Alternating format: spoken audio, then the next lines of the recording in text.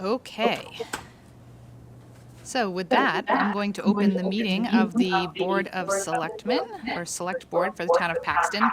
Today is Monday, April 14th, 2025. It is now 7:19 p.m. by my clock, and we are here in the training room of the Public Safety. Really?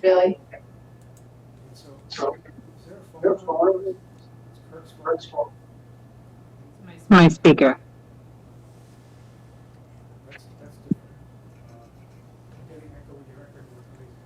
Yikes. Hang on, Kirk. All right. Please hold. All right, any thoughts? That's better. Yeah, but it's not gonna work. It's now. He's not gonna hear us. Yeah. We usually do, so when we've had audio issues in the past, we've usually been able to hear the person on Zoom from the computer. Yep. And then we've been able to talk this way, but it seems like right now we're having problems. Can you turn your mic on? I can, but I wasn't trying to get recorded yet, but I could do that. So we've had issues in the past. It seems, I'm not sure what the issue is this time and why it's not working and Right. troubleshooting the same way. So usually when we've heard them on the computer and they can't hear us, we've called the person. Right. But it seems like we're having too much echo. But the Every time echo we do is that. completely internal to the system. We've restarted the entire system. Does anyone in the audience have any suggestions? No. So, Because right now I don't think Kirk can hear us because I currently have this on mute. the only thing I can think of is we could just go forward with it as a Zoom and record the Zoom And not worry about broadcasting. and not worried live. about broadcasting it. As much as I'd like to broadcast it, it's clearly not working. Okay, I'm okay with that plan. Carol, are you okay with that plan? I don't mind. So, Things are telling me that it is going to Zoom, it is going to YouTube. but you said every time that I unmute my piece over here, Scott, you said it's echoing too much for people to hear it on YouTube, right? Probably because it's going through the board. So what if we don't record there for the moment, we just record on Zoom? And then we can upload the video as soon as it's done. You're showing live on YouTube. That's what. And do you hear us well when That's I what Scott unmute? said. Or do you hear us too well? Can somebody, Jeff, can you check to make sure it's going out on Zoom? Yeah. It's going out on YouTube. It's going on YouTube. Yes, it is. Wave your hand. I want to make sure I got a live feed. Heather, wave your hand. Is it delayed, so? Delayed. How's this sound, though? Yeah, okay. Delayed, Yeah, but- it's delayed, but yeah, let's go. Is it on YouTube? Yeah, it's on. Okay. Is it audible? Like, can you understand what people are saying? Let me step out of the room because it's too much. Yeah. I can hear it. Paul said there was an echo last week. I can hear myself. Do you want to do jokes with the answer first, then the joke afterwards? Spoiler alert. He has to hear people talking. He can hear people talking. Sounded pretty decent to me. Okay. What So what does it sound sound like like when I unmute this? Sounds okay right now. Talking. Talking. Oh, it's like a 30 It's like second. 30 seconds. Testing. Sounds good to Kirk? It's all about. So it sounds good to you, Kirk. Yes.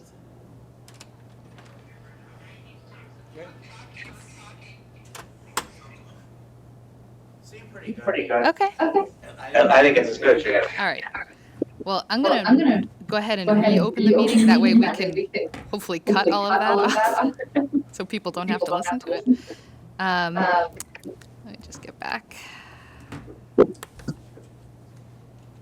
right. right, Kirk, can you hear Julia okay? Again. Okay.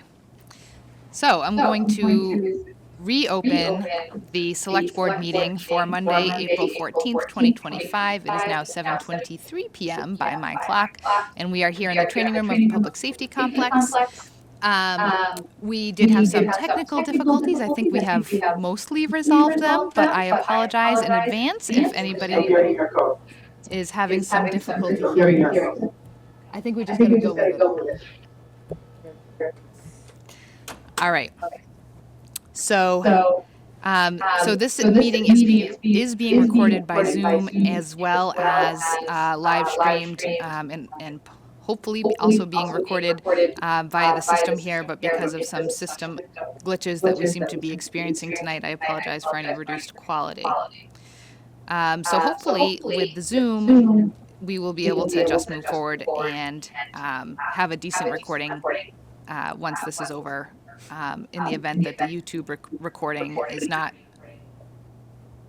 Okay. All right. Okay. So, first order of business is, just pull it up.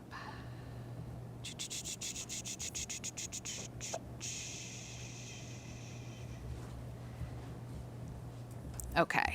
So we have a announcement from the select board, which already went out earlier last week with regard to the town administrator's position, and it went out originally by an e-subscribe for anybody that is subscribed to announcements from the town via the website. If you have not subscribed to that, I strongly suggest going ahead and getting yourself subscribed to that. You can do it right online.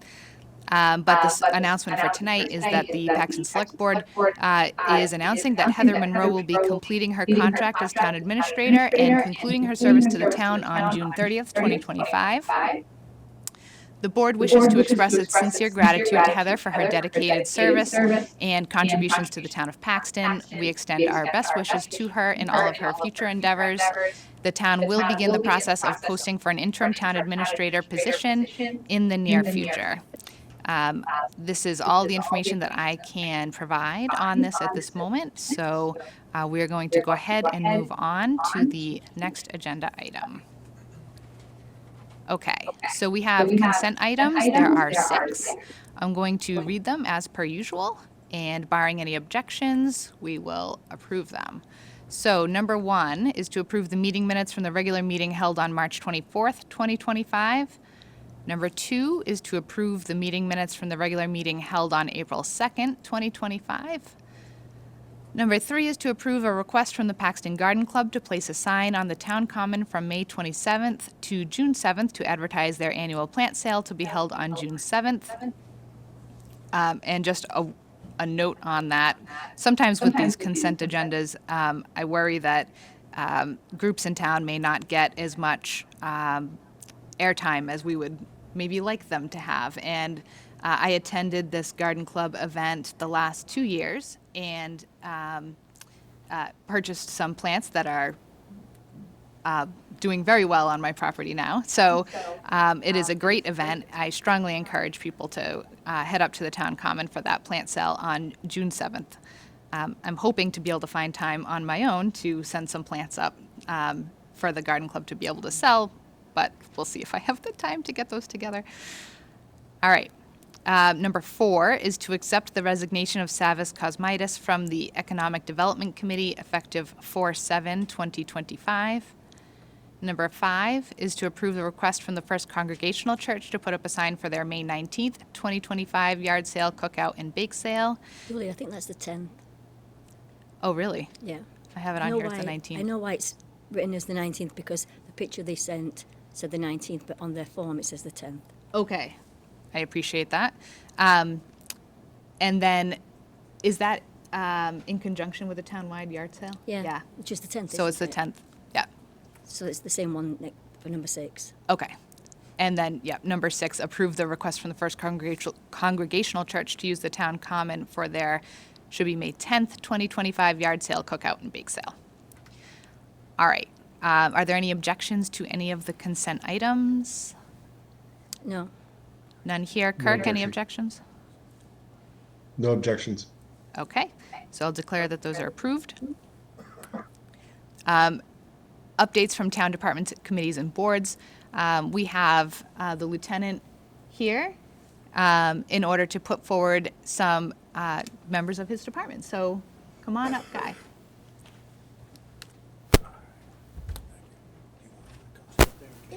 Yeah. Just go right there.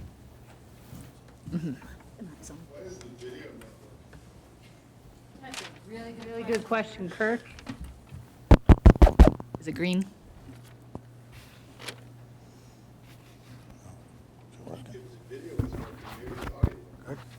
you hear me? Good? Yeah. Okay, Just Lieutenant- talk, just speak loud because the PA isn't working and we've got it shut off. Okay. Lieutenant Guy Bebo, Paxton, PD, obviously. I got two for you tonight, two appointments. I'll start out with Tyler Osborne. He's 31 years old. He's from Fitchburg. He's currently in the Army Reserve, where he is a squad leader. He's been with us since 2023. It's public safety. He started the full-time academy at the Holyoke Academy in December, and he's be graduating on May 9th. We think he'd be a great fit, and we're requesting that he be appointed as a full-time officer. Great, thank you. Tyler, thank you for your service. Thank you, ma'am. I appreciate you coming on board. Is there anything else you'd like to tell us about yourself that the lieutenant left off? No, Lieutenant, did a good job explaining everything, so. I did miss out. He does have an associate's degree in business administration. Okay. Great. Well, you sound like you'd be a great fit. I appreciate you applying and coming on board here in Paxton. So, any other questions or comments from the board? No, just welcome aboard. Thank you, ma'am. Kirk, any Fine. questions or comments? No, ma'am. Welcome. Thank you, sir.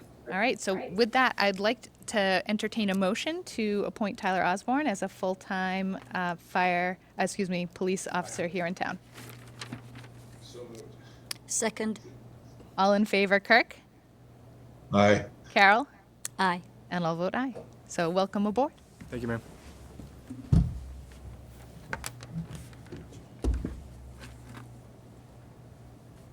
He originally wanted to be a firefighter. But we poached him. Sorry, Chief, but we poached him. All right, your next one. All right, next one, Sergeant Silvestri.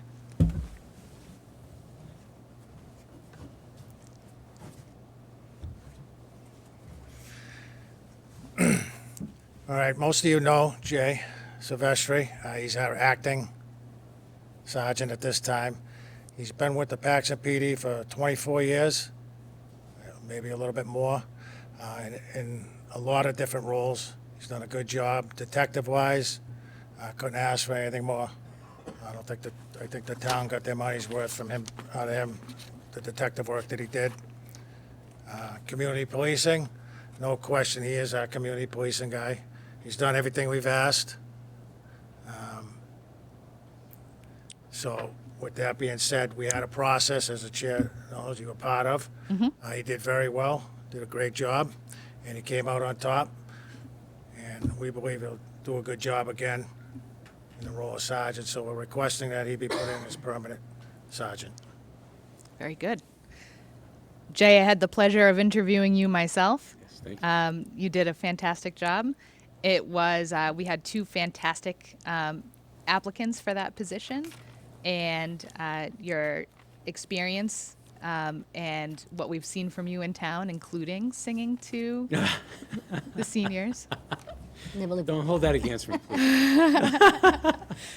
is very appreciated. And so it is my pleasure that you are being promoted to permanent sergeant. Thank you. So just to make it official, I don't think we need to do this, but just to make it official, I'll entertain a motion to appoint Jay as a permanent sergeant for the Paxton Police Department. So moved.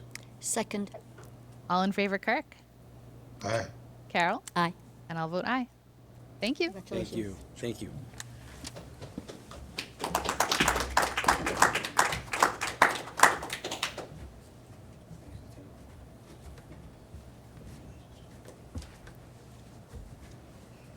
Okay.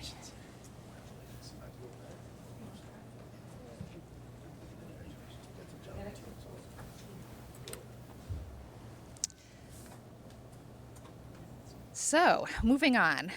The next item on our agenda was a audit review with Roselli and Clark. We have rescheduled this particular item. It was brought to our attention that the chair of finance was inadvertently left off of the communication to the finance committee. in when they were notified of this particular agenda item, and so we have opted to reschedule this.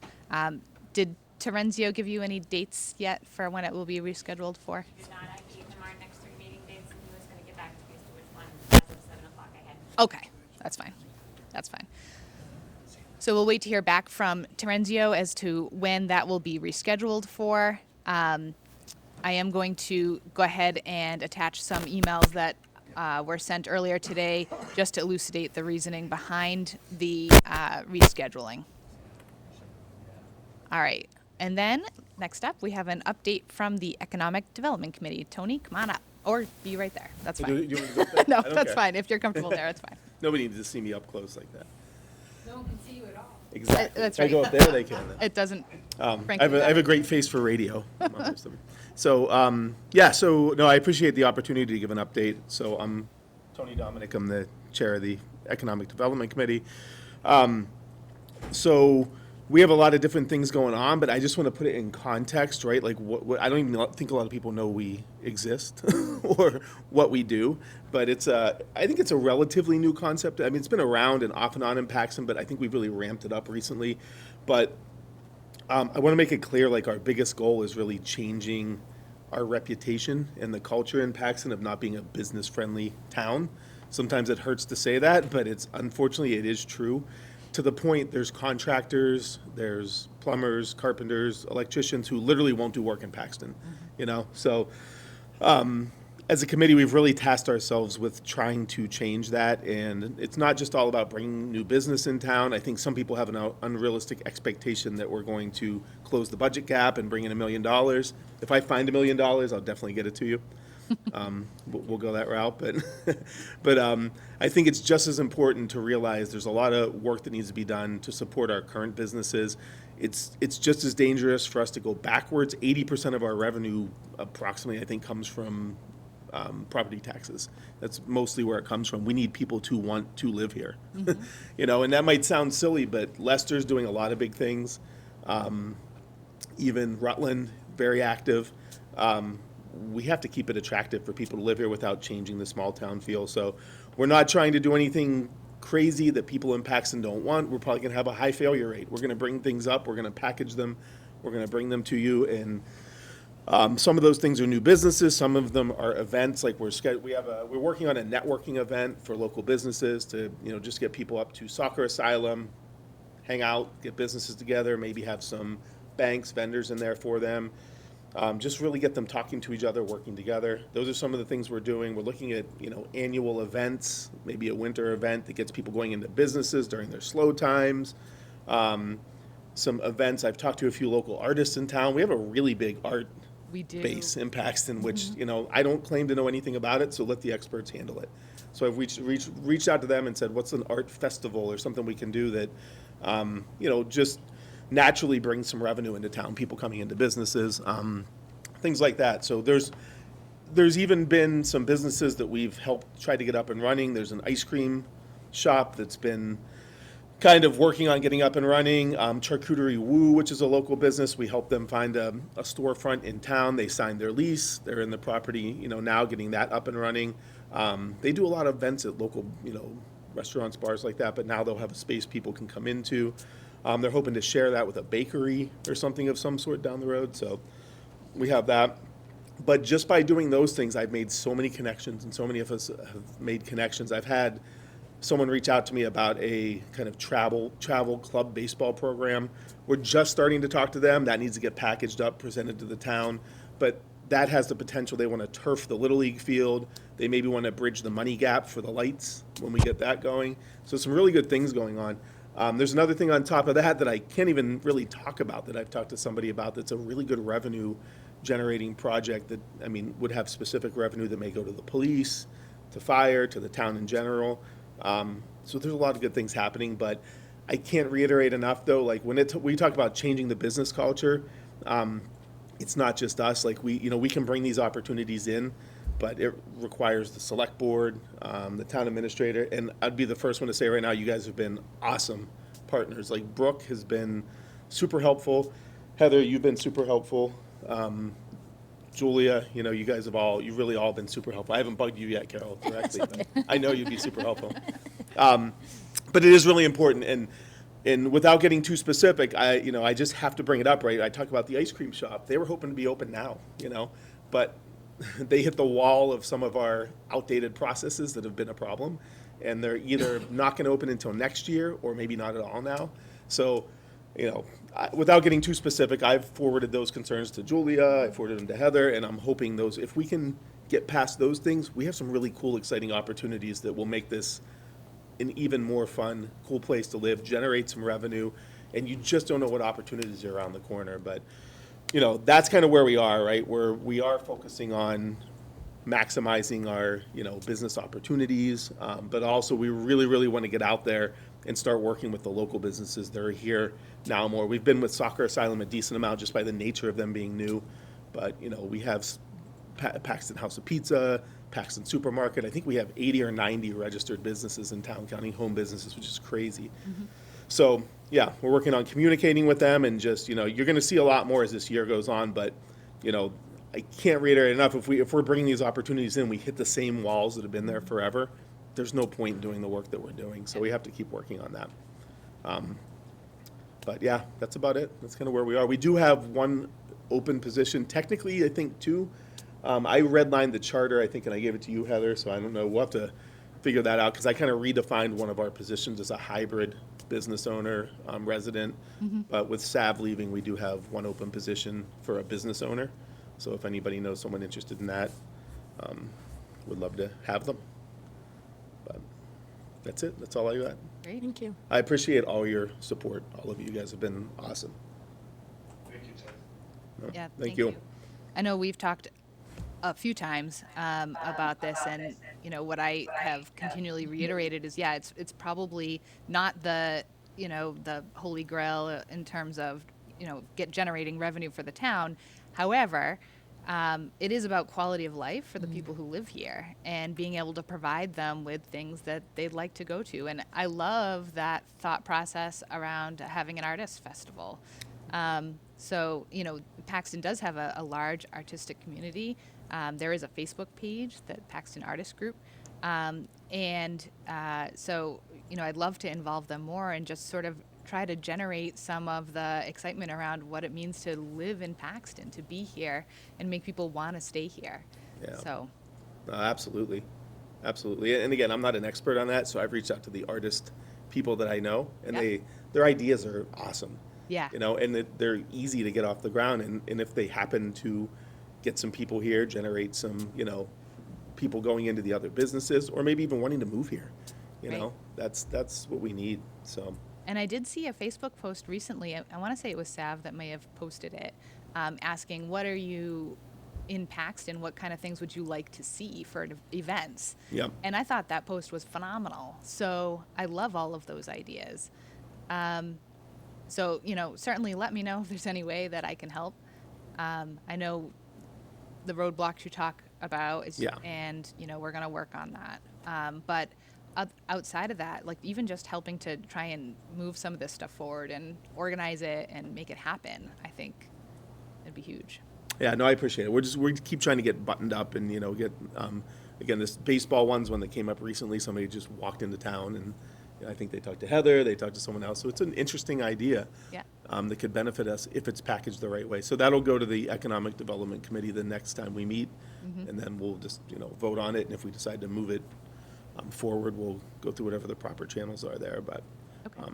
no, it's a lot of good things going on. So Great. yeah, Well, I thank you for all the work that you're doing Yeah, on this, thank Tony. you. Yeah, Absolutely. and the I appreciate committee, it. yeah. Thank you. Yeah. Awesome. Good. Well, thanks for coming in, Yes. giving us this update. Thanks. Okay. Under new business, first up is to review the new employee health insurance rates and opt-out plan for FY '26.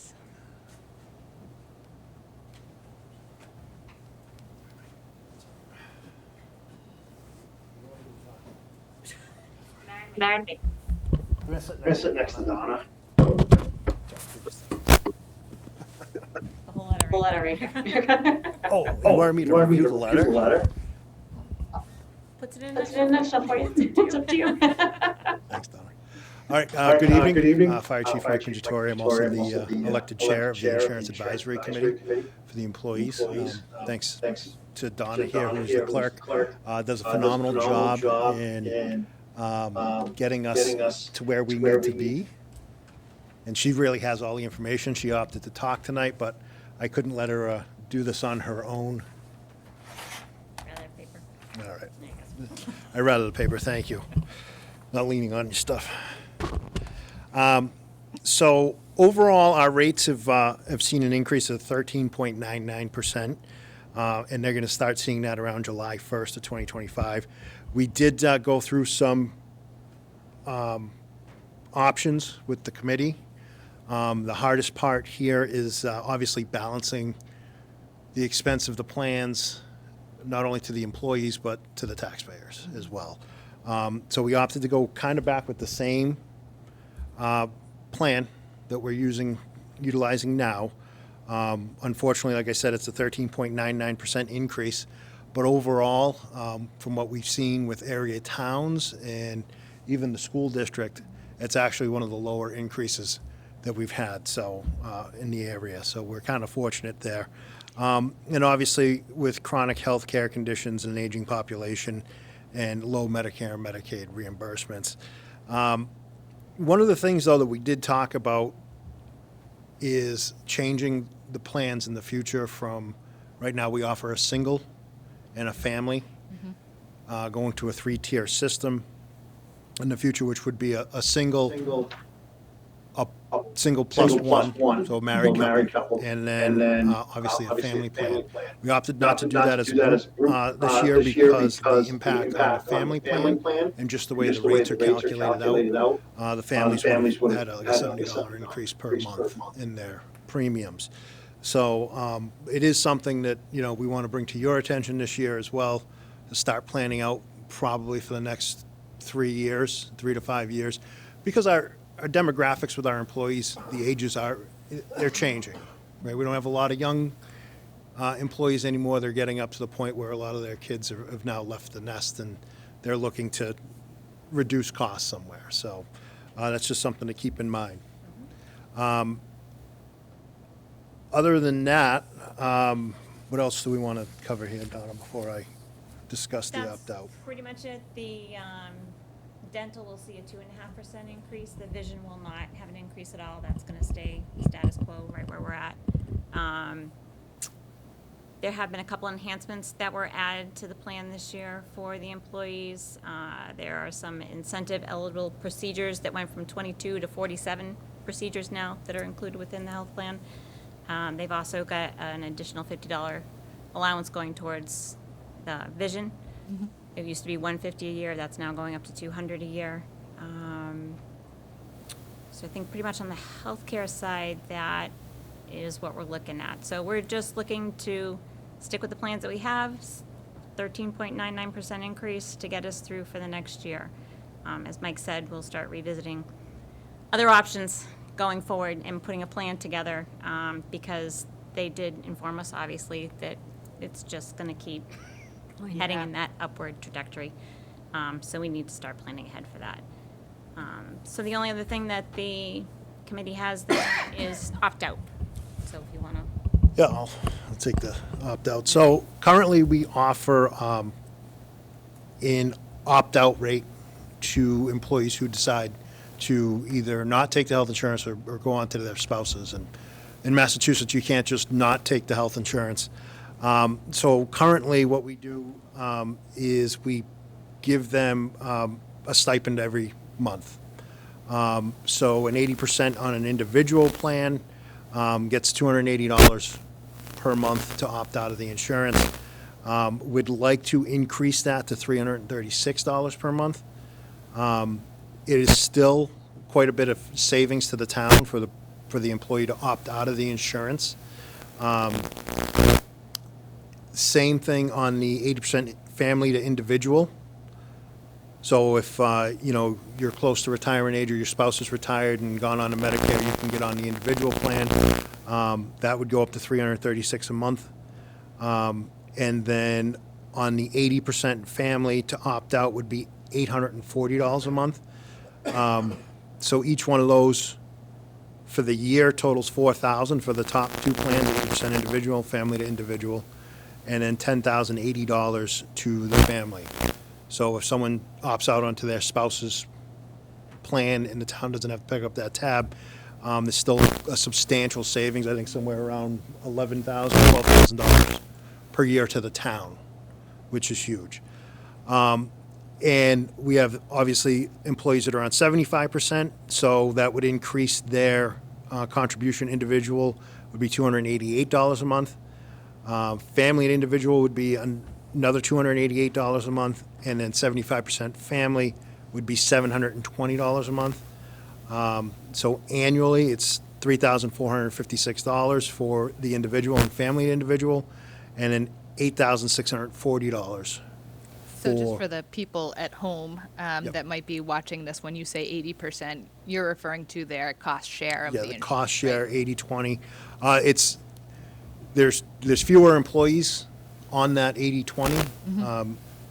It's more of the veteran employees have been over 10, 15 years. Yep. Most people are 75/25 or 70/30 Yep. on the cost split.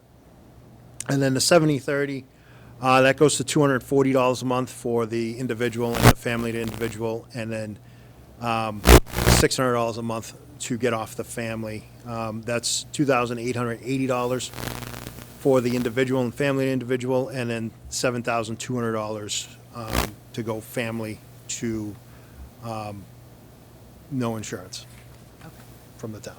So, Okay. questions? Any questions for Mike from the board? No, I think it's good that we are reviewing the proposed rates for the opt-out because we went for a long time without upping them. You've got to keep them current, otherwise it's Yeah. get anybody in. And we hope, not that we want to see people get off the health insurance, but No, but if there's an alternative, yep, if there's an Save- alternative and yeah. we can save the town money. yeah, We we're still getting insurance elsewhere and getting a benefit for it. Yep. Kirk, any questions? No questions for me, thank you. Okay. I have no questions. So with that, is there a motion to accept the insurance rates as presented by the Insurance Advisory Committee for FY '26? So moved. Second, Any further discussion? no. Aye. All in favor, Kirk? Aye. Yeah, you need to talk louder, Julia, sorry. Sorry, Kirk. I'm like trying to talk into the microphone, but you're probably not hearing me from the microphone. So, okay, so Kirk says aye. Carol? Aye. And I'll vote aye. All right. Thank you, committee. Thank you. Yeah. Next up is to sign the warrant for the annual town election. Heather, do you have that This is wrong. now? Oh, this, It should be. yeah, okay.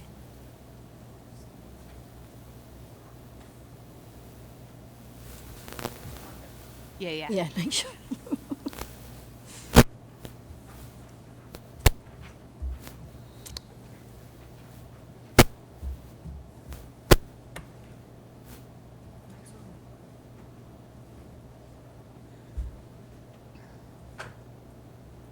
We need the corrected one. With the ballot number. That's good.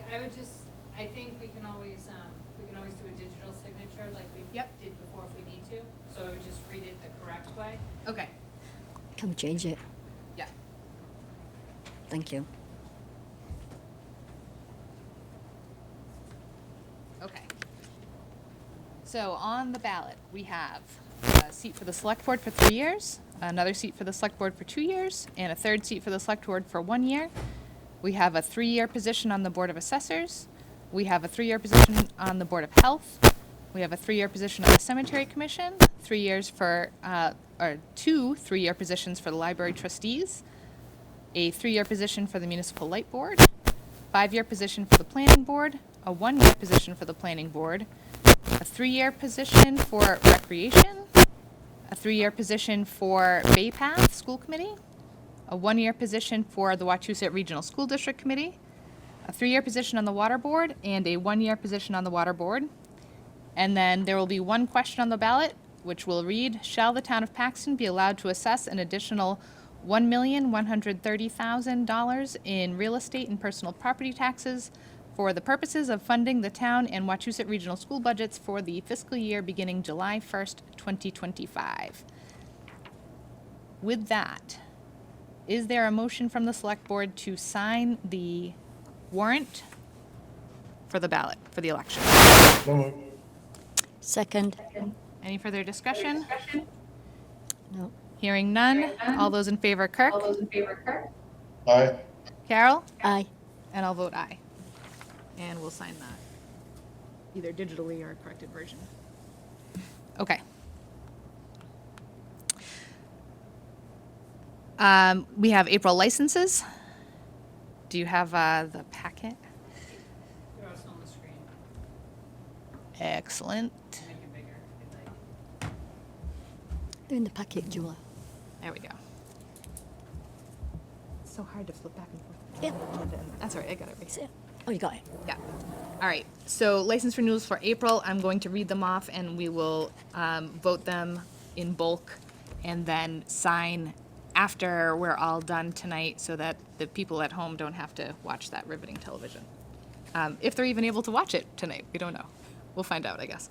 All right. So we have for weekday soft drinks, Paxton Marketplace Incorporated, Soccer Asylum, Theo's, and JLC Donuts Incorporated, DBA Dunkin' Donuts. For fruit and vegetable stands, we have Howe's Farm and Garden LLC.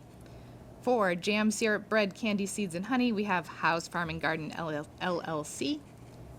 For nursery stock and florist, we have 3, Howe's Farm and Garden LLC, Sterling Greenery, and Robinson's Greenhouses. And for weights and measures, we have Howe's Farm and Garden LLC, Paxton Marketplace Incorporated, and Cournoyers Farm Stand. That's the new category now that we are beyond 5,000 people in town for a population. So, is there a motion to approve the license renewals for these businesses? Second. Any further discussion? Nope. Hearing none, all in favor, Kirk? Aye. Carol? Aye. And I will vote aye. All right. Next up, we need to discuss a new date for the annual town meeting. As you are aware, the annual town meeting was previously scheduled for May 5th, and that has been postponed pursuant to our joint meeting with finance that occurred last week, 2 weeks ago, nearly 2 weeks ago, the 2nd. So we had tossed around a date that day, which was the first Monday after all of the other towns in the region had their town meetings, which was June 2nd. Unfortunately, our town clerk and moderator are not going to be available until June 16th, would be the first Monday that they're available following that. So that would be my suggested date, but any further comment is appreciated. I don't see a problem with that. Kirk, any thoughts on town meeting date? I have really no comment. I mean, it's gonna be what we can make it, and we're just gonna have to make it work. I agree. All right, it seems like that's the earliest date that makes sense for us, so I'd suggest we go with that. So I will entertain a motion for.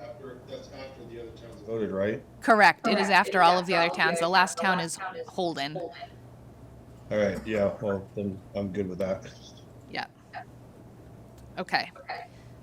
So with that, is there a motion for the annual town meeting to be set for June 16th, Monday, June 16th? And that will be at Anna Maria College. So moved. Second. We have a motion and a second. All in favor, Kirk? Aye. Carol? Aye. And I'll vote aye. And Donna, no, we confirmed no issue with Anna Maria for that date, right? Yep. Okay. All right. Number 5 under new business is the Wachusett Regional School District Maintenance Agreement for FY26. So this is a regularly occurring maintenance agreement for the school at this point. Heather, Mike, Wachusett, am I echoing? Okay. Wachusett at this point asked if we just do 1 year. They're still trying to get a handle with the administration. This is the first time this has come up. So this is the maintenance agreement. This is an amount of money that they pay the town each year. We put it aside into a special fund. This is essentially the school raises our appropriation by this amount. They then, we pay them, they then pay us, right? And then we put in a special fund. So this isn't, we don't get a coupon off of anything. This is literally, money coming back to the town to be put aside for some pieces. Specifically, the amount we put aside is actually usually that second amount down there, not so much the first one. It's a smaller amount, and that's to put aside for the septic system in case we ever have to replace the septic system at the school. So the top amount is more for our usual costs, right? So if we have to plow, we have to maintain any of the roads down there. There's usually, every town usually has a certain agreement for that piece. It looks a little bit different in regional agreements than it does in districts. And how they do is they pretty much calculate it per school, the number, and then that's assessed. So if you have 2 schools in your town, you get double that amount. You have 1 school, you get single. Okay. So I know this question has come up before. How do they come up with the number that they give us? They increased the number they had last time. Okay. They don't really have any rhyme or reason to that calculation. In certain towns, especially where you have a non-regional school district, it's actually very specific math where you figure out the cost, the number of hours, the value of the services, and so forth, and it's calculated. This, they've traditionally just gone on the historic number and then increased it by a certain percentage each year. Yep. They would like time to actually look into it a little bit more detailed before they do another 3-year FY27 moving forward. That's why they're opting, and they asked all the TAs. We all said we were perfectly fine with the 1-year maintenance agreement for just FY26. Okay. All right. So they're looking for 1 year as opposed to 3 years so that they can look a little bit more closely at that number and make sure that ideally, make sure that there's a rhyme and a reason for that number. So I'm glad that they're looking into that. That's a question that's come up a number of times in the past. I think one of the explanations that we had previously, Carol, correct me if I'm wrong, was that it was originally based on the size of the parking lot. They used to actually bill for snow days and everything. The DPW used to bill the Yeah. school. And I think they've looked at all that amount and the size of the parking lot and so forth. So, Right. yeah. Yep. This was So- an easier method than that. Right. This is certainly easier than that, right? So I'm glad they're looking into it. That's great to hear that they're going to hopefully come up with something for next year that will have a little bit more meat and potatoes behind it. But for this year, are we okay with this number of, it's $27,447.84 plus $2,195, which was the amount for the septic system? I'm okay with it. I am too. Kirk, any questions or problems with the maintenance agreement for 1 year? No questions or comments. Outside of the fact that Carol and Julia, can you look at wherever the sound is supposed to be transmitting from when you're speaking? Yeah, so I know you can't see this, Kirk. Heather has like an external speaker, and she's gonna move her table a little closer to us so that. I'm doing all right, but the struggles are real. Yeah, I understand. Yeah, I appreciate you bringing it to our attention. So we're going to try and speak a little louder, Kirk, and you're a little closer to us now. So hopefully that helps. Thank you. Yep. All right. So if everybody's okay with the maintenance agreement as it sits for this year, knowing that they are looking at it, and we'll hopefully have something maybe a little bit more robust for us next year. Is there a motion to approve the maintenance agreement and sign it for the school district? So moved. Second. All in favor, Kirk? Aye. Carol? Aye. And I'll vote aye. Okay. Let me get back to my agenda.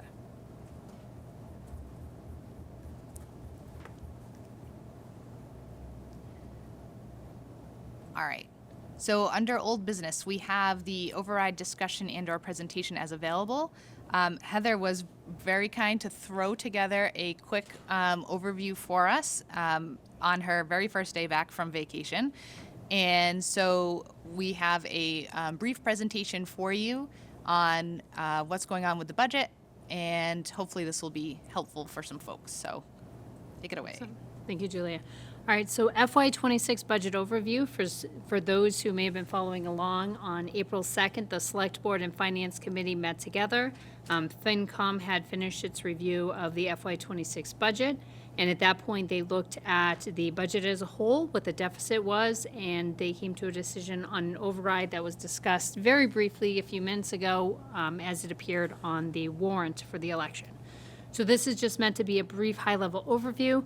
When we conclude tonight, we will put this on the website with all of the other materials and also remind everyone where you can go to find more information. So to begin the FY26 budget process, how did we get here? So in October of 2024, we did a kickoff working session with the Select Board and the Finance Committee. This is the first time we did a working session let alone with both boards at the same time. It was a very productive session. We reviewed the current financials. We looked a little bit at the forecasting, and Finance Committee and Select Board also discussed together where things were going for the FY26 budget and recommendations. A couple deliverables came out of that meeting. The first deliverable was the first time that we actually wrote a letter jointly, the Select Board, the Finance Committee, and the Town Administrator, to the school, putting the school on notice that the request was to keep their budget at no more than 2.5% of what the town was assessed the year prior, and that if it were going to exceed that amount, that the amount that was over the 2.5% of the assessment would be put forward as an override. So that was the first time we had sent that letter. In years past, the town administrators and the town manager and Holden would get together and they would look at their budgets and come up with a number and put that forward to the school and ask the school to keep those numbers. This year, we took a different approach.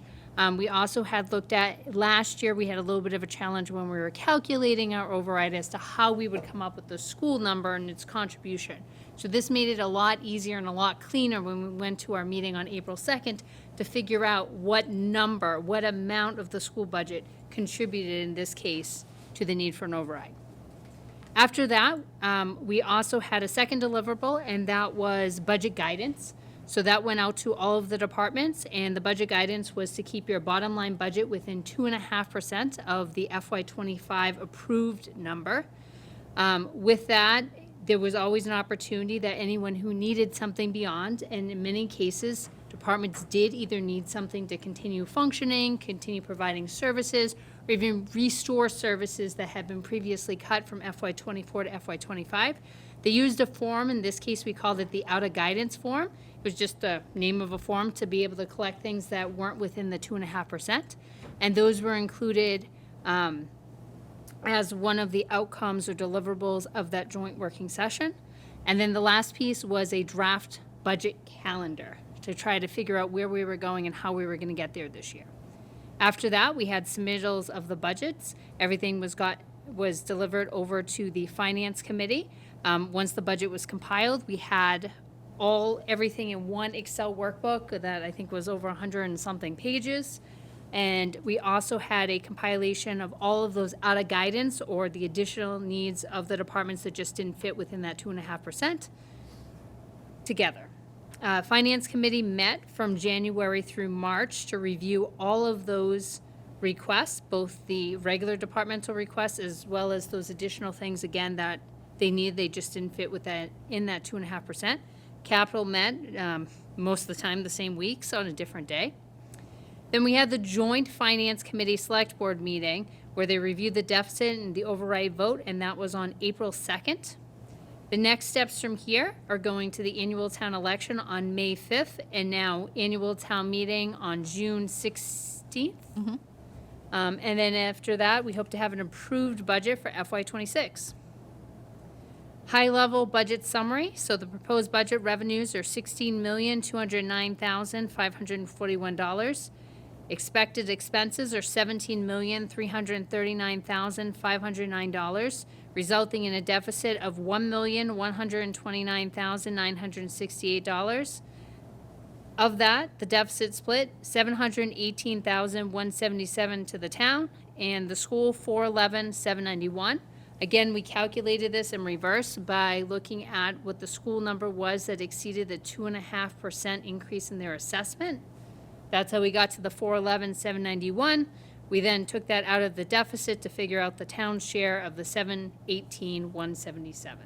And Heather, that deficit number is after the application of free cash and ambulance receipts to the budget, correct? Yes, this is after all of our revenues are put in the pot.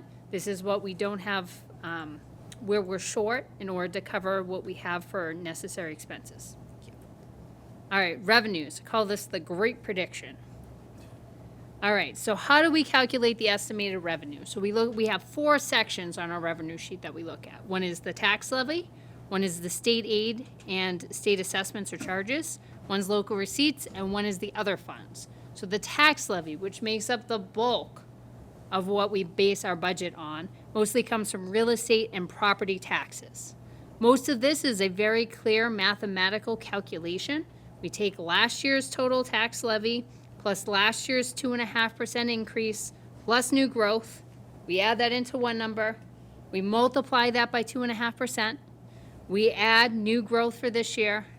And then we also are adding our ongoing debt or capital exclusions for either the town or the school. And we always have that road stabilization piece that's always up there as well, and that's always gaining 2.5% each year. So you take those numbers, and then you have a variable, which is this year's new growth, right? This is estimated by the assessor's office. Each year, they try to be conservative because they want to make sure they actually hit the number they're estimating. This is new growth that's predicting for after June 30th, right? Everything we capture of new growth has to be done by June 30th of 2025, and then that's calculated through FY26 budget. So we're kind of guessing where we're going to land. We don't know if we're actually going to land there, but we really hope we do. So this year, that estimated number was about 15,000 less than last year's 80,000.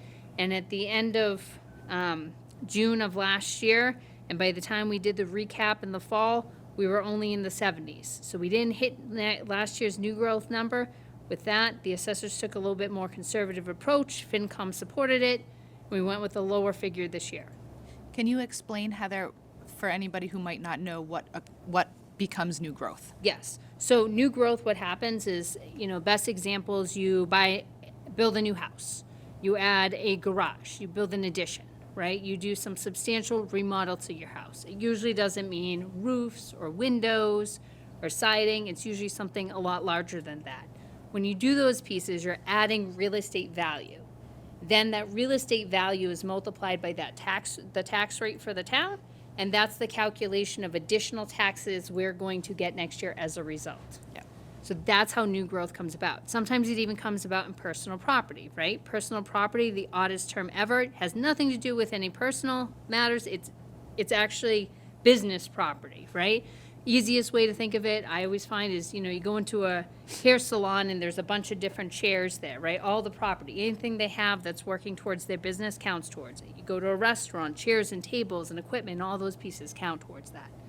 So those pieces all together are considered new growth. The last piece in the tax levy is actually a deduction, right? It's the overlay. It's a 5-year average based on the state rules and regs, and it is the amount that the assessors are able to keep aside for any abatements they have to do, any exemptions. Anytime someone is going to get money back at the end of the day, they need to have enough to cover it. Sometimes we don't always have things that are resolved within the same fiscal year, so they might have to hold some from the past years to make sure they have enough. And again, the state requires it to be a 5-year average, so you can't go less than that number. So that's actually a deduction off of the rest of what you have for the tax levy. So that's the chunk of where our revenue comes from. Now, as we go further down, the next two are a little bit more variable. This one is very highly variable, and this is the state aid and charges. It used to be at a certain point where you could estimate what we were going to get. It used to be, that solid 2.5% or on unrestricted governmental aid, which is the chunk, used to be 3%, right? When Governor Baker was here, he's like, you get 3%. This is the number we're going. We're going to go 3%. If the state lottery goes well, that's the number. And then things changed and the number hasn't gone that high again, right? This year, how it works is just like every year, you start with the governor's budget, then you go to the House, the Senate, the joint Ways and Means, and then you get to the final approved budget that's signed by the governor. So between now and then, things can change. Sometimes last year, like we saw, some numbers go up, some numbers go down. Same thing happens with the school side on Chapter 70, which is sometimes why we end up getting a little bit back at the end of the year, because they end up reducing their budget because they got more state funding. So we'll see how that pans out. But it's important to note that this is very much subject to change as the state budget moves along in the process. And we often see that, right? If we have an earlier town meeting, our numbers might not be as accurate as if we have a later town meeting when we can adjust those numbers one way or the other. The next piece, which is still a decent chunk but not as big as the state aid, is our local receipts, right? You have motor vehicle excise, you have your interest, you have your town clerk fees, you have your select board fees, you have your building permits. All those pieces together are local receipts. We generally estimate these very conservatively, but over the past couple of years, because our budget has been so tight, we've done conservatively high estimates, right? The majority of them have been pretty close to where we end up panning out. We've lucked out the past couple of years. We've apparently done pretty well with bank interest when the interest rates went back up. We've done pretty decent with motor vehicle, although we're kind of very much outside of our norm, so we'll see if that continues or if that goes back down. So regardless, we've been trying to be much closer to those numbers. But it's really important to remember, if we get too close, local receipts, or especially motor vehicle, are one of those areas that generate the most free cash for us. So if we're so tight that we're up against the number and we come in almost precisely, we're not generating any free cash on the revenue side. And that's one of the biggest places where we generate free cash.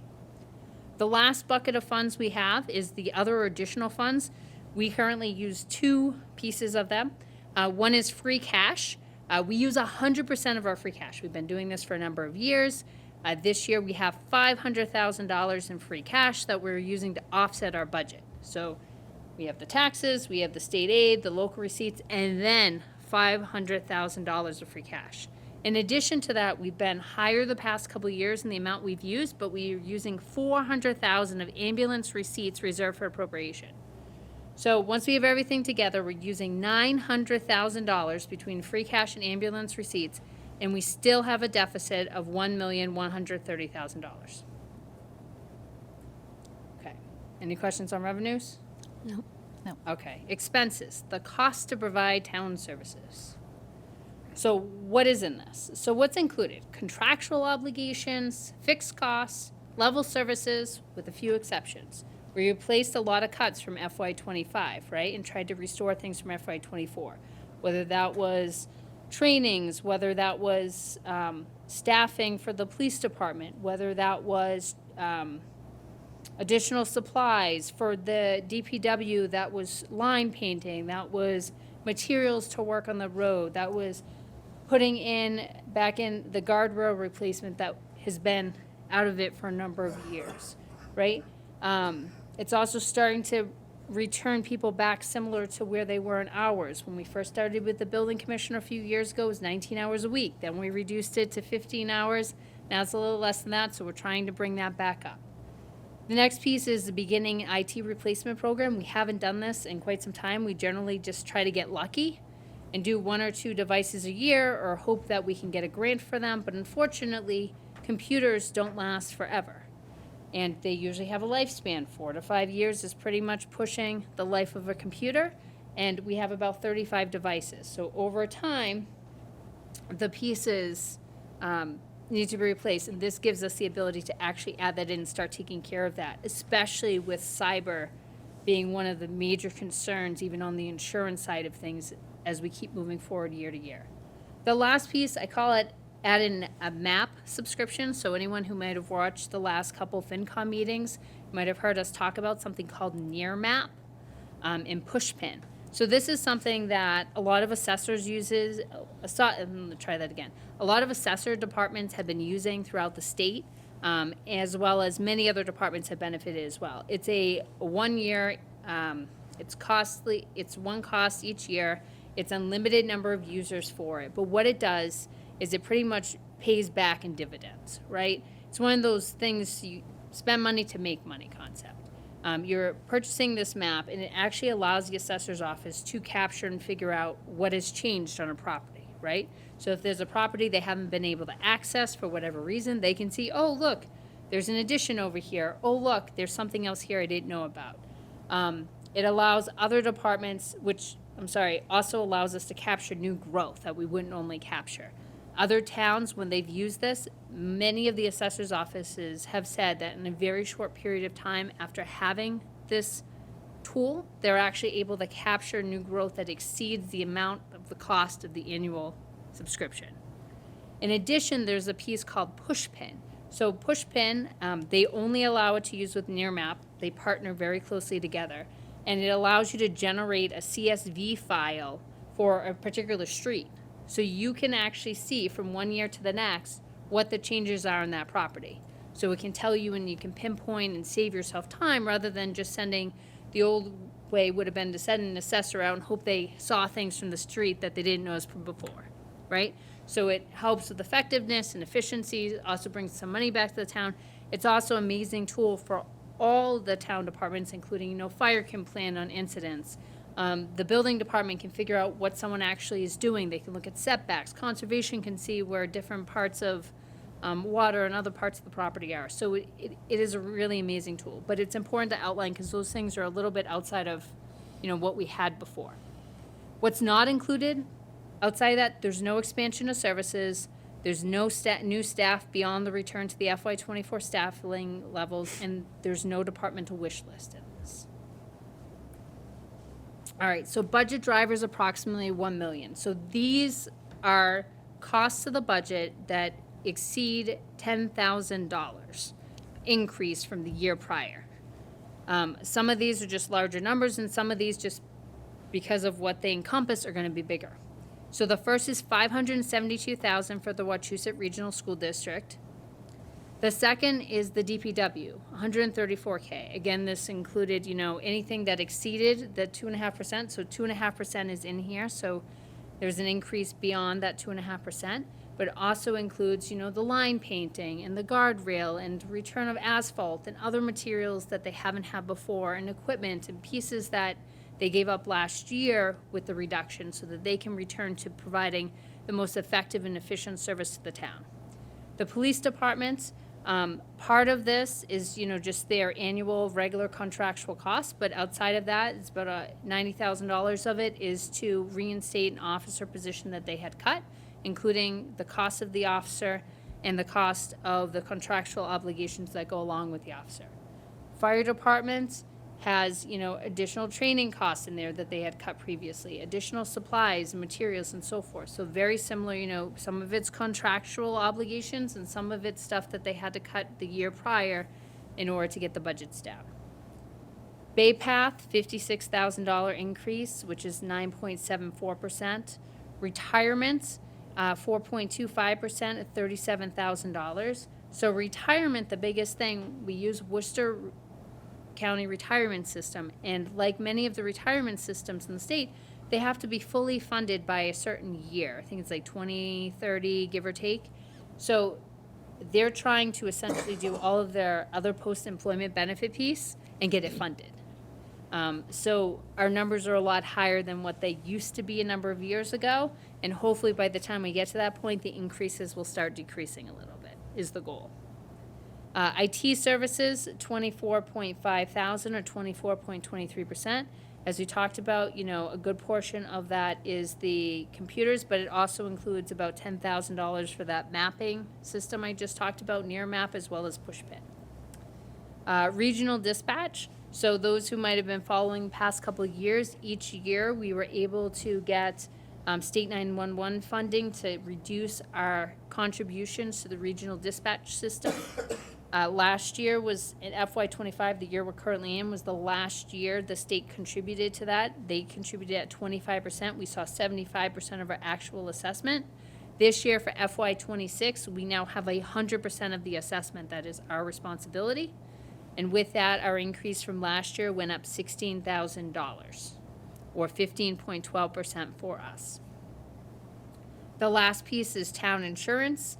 That's the general liability insurance, that's unemployment, that's injured on duty, that's workers' comp, 6.73%. When we talk to Massachusetts Interlocal Insurance Agency, or MIA, they advise us that, insurance for everyone throughout the country is going up because of everything. And things that happen in one part of the country, like natural disasters and so forth, affect other parts of the country with the insurance rates. So these budget drivers here exceed $1 million. So again, as I mentioned, the DPW, police, and fire aren't particularly in and of themselves budget drivers. They're just larger budgets. So when they're over 2.5%, it's just a larger number. So that's why they show up here. Other departments could very well be much higher than that percentage, but the increase is still under $10,000 because it's such a small department.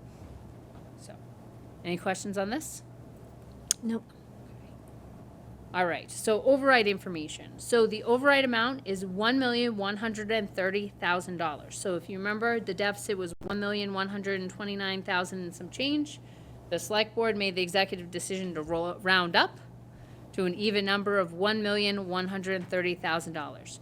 This Was a $42 roundup, if I remember correctly. Yeah, it was very Small. minimal. This number only covers the town's deficit, right? This does not include anything like last year's conversation. This is not reducing free cash. This is not putting money into reserves. This is not adding anything for later. This is literally covering the amount that is the gap between the revenues, including all of the free cash and all of the ambulance receipts we're using already to offset, and the current number for the expenses, what we need to make the town whole and continue providing the same services we currently provide. The second piece here tells you that it's approximately $166 per quarter to the average single-family house if your house value is about $507,000. That's the average single-family house in Paxton right now, $507,000. So it'd be $166 per quarter, or per tax bill. In order for this to pass, it has to pass the ballot question on May 12th selection and annual town meeting, which is on June 16th.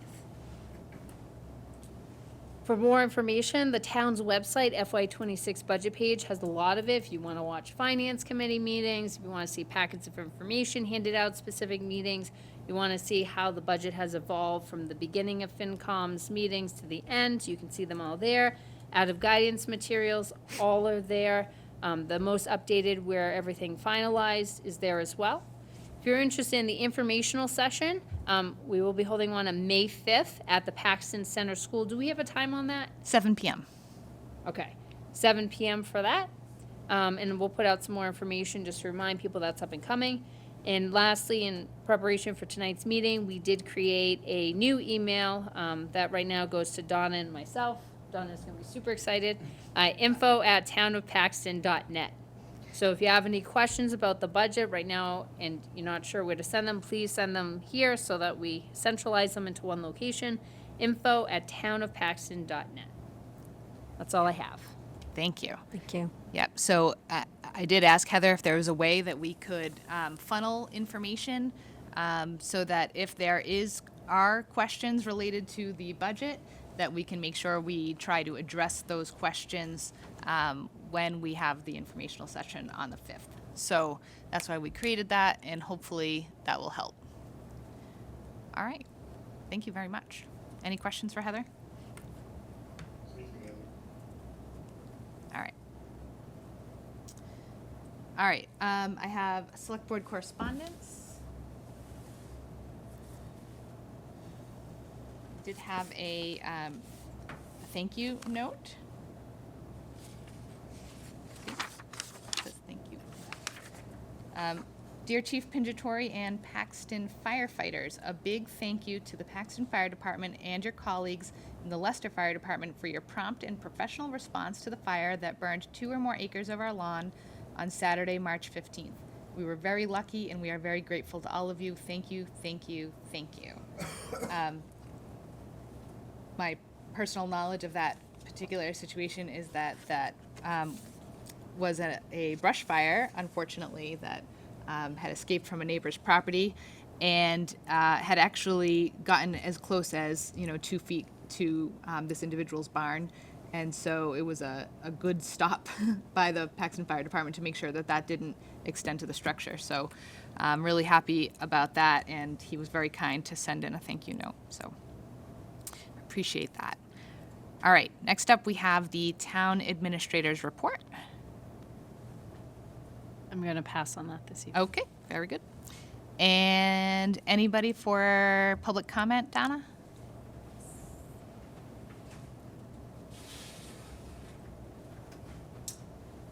Peter?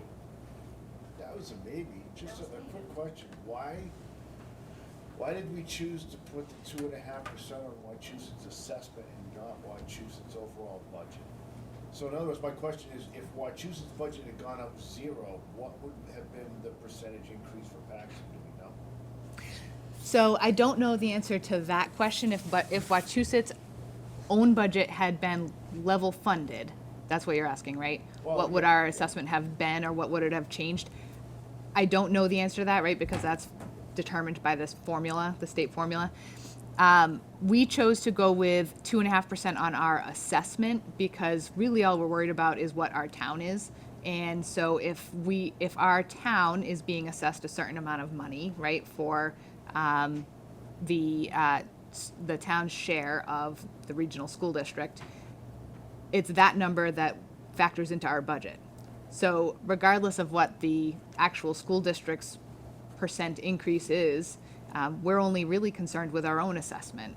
And so that's the number that hits us, and that's the number that we want to, Was there any pushback from the school? not that we heard. No, I mean, that doesn't mean that it didn't exist. It Yeah, just we didn't, really took it out of their hands. yeah. It just didn't come, our direction, so, All right, thanks. yeah.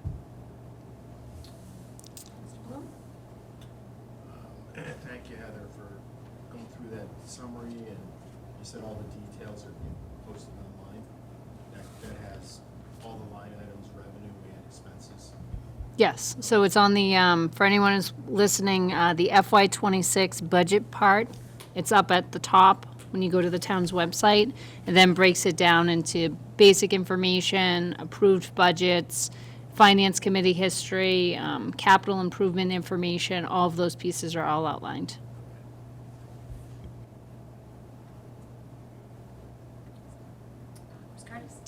Just one question, just to confirm, the override, the 2.5% override itself is just $166 per quarter for, So how any taxes get calculated, right? And we have a tax rate, which is this fun mathematical equation. Essentially, they take all of the valuations of the town and the total amount of taxes that the town can collect, and then they break it down to figure out what that tax rate is, and then based on your valuation. So if your value is $500,000, you multiply that times whatever the tax rate is. Doing an override, or in our case, it's a permanent override, right? So it'll forever be there. We're increasing the amount of taxes we can collect by $1,130,000 for FY26. When we do that, that number then breaks down to each of those, to the tax rate, which then you multiply by the evaluation of your property. So in Massachusetts, according to the Division of Local Services, they believe that the average single-family home in Paxton is approximately $507,000 in value. They then multiply that by the increased tax rate that results as a result of the permanent override, and that calculation comes out to approximately $166 per quarter. I think it's like $633,000, or try that again, $633 per year. just confirming that. No worries. Thank you. Great. That's all we have? All right. Okay. I neglected to state at the beginning of the meeting that we do have an executive session. We have 2 of them scheduled tonight. The first is pursuant to MGL Chapter 38, Section 21-3, to discuss strategy with respect to collective bargaining. And that's really just executive session minutes that we need to approve. And then the second is pursuant to MGL Chapter 38, Section 21-3, to discuss strategy with respect to our litigating position if the chair so declares that it having an an open meeting will have a detrimental effect on the litigating position of the public body, and I so declare. So. Oh, excellent. So good. So maybe we'll just pass over both of those and then we don't need to worry about it. I like that. Perfect. All right. So. Did that make you very happy, Kirk? It's You- hard to hear that elation in your voice. You don't even know. I just did a backflip and landed on my chair. Okay. Yeah. Good night. Thank you for coming. Okay. So with So having heard that, that, can I make a motion to adjourn? you may. Second. All in favor, Kirk? Aye. Carol? Aye. And I'll vote aye. We stand adjourned. Thank you, everybody. Have a good evening, folks.